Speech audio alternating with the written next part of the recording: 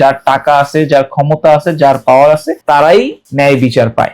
আমরা রায়তে আমরা সন্তুষ্ট না, ইভেন কি আমরা এই রায়ের বিরুদ্ধে আমরা আপিল করবো আর কি হাইকোর্টে। আমার প্রশ্নটা এখানে যে চার্জ গঠন করলেন আপনি পিবিআই তদন্তের ভিত্তি করে, তো সেইখানে আপনার রায়ের সময় পিবিআই রিপোর্টটা কই গেল, সেটা মূল্যহীন হয়ে গেল। মানে এটা আসলে মহামান্য কোর্টই জানবে, এমনকি উনি এটা ভালো জানে, উনি রায়টা দিচ্ছে। তো আমরা এই রায়ের জন্য আমরা রায়তে আমরা সন্তুষ্ট না, এমনকি আমরা এই রায়ের বিরুদ্ধে আমরা আপিল করবো আর কি হাইকোর্টে। মানুষ আসলে বিশ্বাস করে নিয়েছিল যে ঘটনাটি, মানে এটা এইভাবে বোঝানো হয়েছিল যে যদি তারা দোষী প্রমাণিত হয়, এই যে ধারাতে আমি মামলা করছি সেই ধারা অনুযায়ী এক একজনের 7 বছর 2 বছর করে জেল হতে পারে, এটা বলছে। আমার দিক থেকে সর্বোচ্চ ভাবে সাক্ষী প্রমাণ দ্বারা আমি এটা প্রমাণিত করেছি। কিন্তু মহামান্য কোর্টের এখন সেটা উনি যে রায় দিছে, সেই রায় লিখিত রায় বের হইলে আমরা পরিপূর্ণভাবে বুঝতে পারবো যে কিভাবে তাদেরকে কোন ধারায় কোন দিক থেকে তাদেরকে বেকসুর খালাস করলো আর কি। যার টাকা আছে, যার ক্ষমতা আছে, যার পাওয়ার আছে,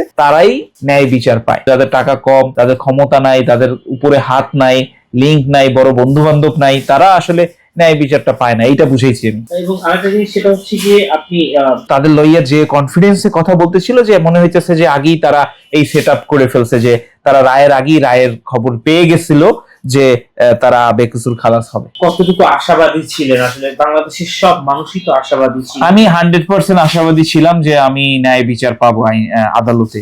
কারণ হচ্ছে যে 5ই আগস্টের পর থেকে মানুষের আস্থা বা আমাদের চিন্তা ভাবনা যে না, এখন ইনশাআল্লাহ ন্যায় বিচার পাওয়া যাবে। রায়ের পরে মানে আমার টোটালি আমি আরো 10টা সাক্ষী দিছি, সরকারি সাক্ষী ছিল তার মধ্যে, যেরকম পোস্টমাস্টার জেনারেল ছিল, যে পোস্টমাস্টারের ডিজিএম আর কি, সে নিজেই সাক্ষী দিছে।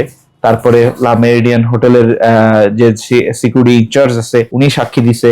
তারপরে আরো কয়েকজন সাক্ষী ছিল। তো আমি আমার দিক থেকে সর্বোচ্চ ইনশাআল্লাহ চেষ্টা করছিলাম। চ্যানেল 24 এর সাসলাইডের অনুষ্ঠানে, যে সেইখানেও দেখা যায় যে ফয়সাল ভাই মানে ওইখানে 7টা কারণ তুলে নিয়ে আসছে। চ্যানেল 24 সে 7টা কারণ খুঁজে পাইলো যে তালাক সঠিকভাবে হয় নাই। তারপর পিবিআই তদন্তের যে রিপোর্টে জমা দেওয়ার সময় পিবিআই যে প্রধান ছিল সেও বলছে যে এটা যথাযথভাবে তালাক দেওয়া হয় নাই। তো এগুলো তো সব গভর্নমেন্টের, তাই না?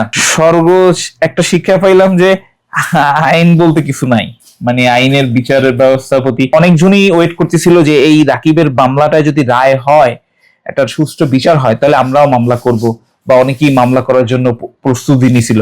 কিন্তু রাকিব যেখানে বিচার পায় না, সেখানে এত এভিডেন্স থাকার পরও, পিবিআই রিপোর্ট থাকার পরও রাকিব যেহেতু বিচার পায় না, তো সেইখানে আমরা কি বিচার পাবো?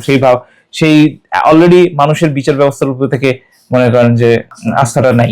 এই ধরনের ভুক্তভোগী যারা, তারা আসলে কি আশা করবে সরকারের কাছ থেকে বা মহামান্য যে আদালত রয়েছে তাদের কাছ থেকে? এখন আর আমার মনে হয় যে আশা করার কিছুই নাই। এত আলোচিত যদি বিচার না পাওয়া যায়, তো সেই ক্ষেত্রে আর এখানে কি থাকবে আর কি।